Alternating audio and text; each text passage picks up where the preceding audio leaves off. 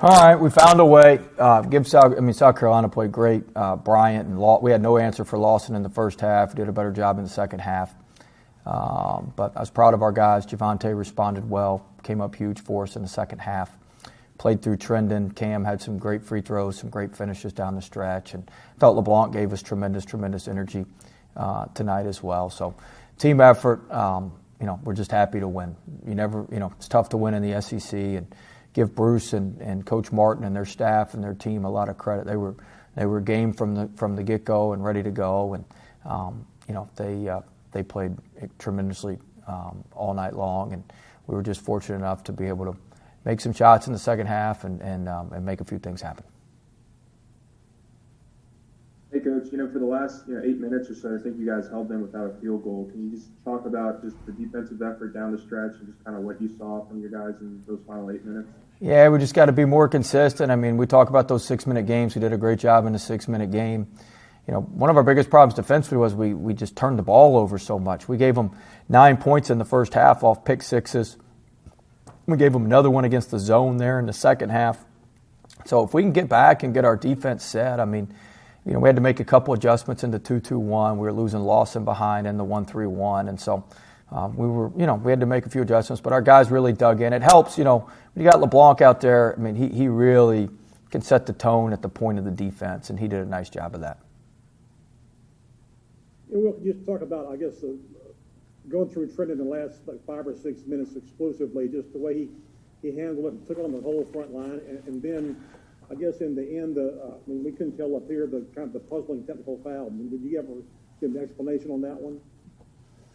Trendon did a great job all night. They were collapsing on him. He did a good job finishing. He did a great job at the free throw line, 9 of 10 from the free throw line, and so he was really, really good. And you got to play through your hot hand. And then Cam was able to make plays down the stretch off the ball screens and stuff with Trendon also. So. Just a team effort, and like you said, you got to play. We were able to play through Trendon in the post. That's where the mismatches were. That's where we were able to make some things happen. So, I'm not going to comment on the second part. If you want to know my full thoughts, I'd get fined. So, I'm not going to say anything about that. I can kind of see your full thoughts leaving the court, so we're good. I've never seen that before in all my years of coaching. I've never in my life seen that. So, first time for everything. Coach, I know you talked about how they really came out ready to play. What was it that they were doing defensively to give y'all trouble? Because the first half they had. Well, it takes time to adjust. We try to simulate what they do in practice, but the way they're on top of you, the way you got to cut, the way you got to move, and then you're moving and you're running into people. It takes time to get some rhythm against what they do. It's so unique. It's kind of like what Stephen F. Austin did a couple years ago to us. It's a very, very unique way to play. It's very, very effective, but it just takes some time. We tried to simulate it the last 2 days in practice. I actually thought we were more prepared for it than we had been in a long time, but we just, we struggled. And what about Javante? What really got him going in the second half after the slow start? He's a great player. He's going to bounce back. He knew the first half wasn't his best effort. He's going to bounce back, and he worked so hard and put so much into it that you believe in him. He's going to find a way to make it happen. Coach, about 7 minutes into the first half, y'all were down about 17-6, and you called a timeout. And your voice could be heard very loudly throughout the arena. Shortly after, y'all came back and closed the deficit and forced South Carolina to call a timeout of their own to kind of stop the onslaught. What was told there to will the guys on to cut that deficit? I thought you could hear it, Michael. I don't remember if y'all could hear it. Maybe you could transcribe it for me. But, just thought we needed to play with a little bit more pace, have a little bit more energy. Just have a little bit more resistance, and certainly we had to have a lot more urgency to close out on Lawson.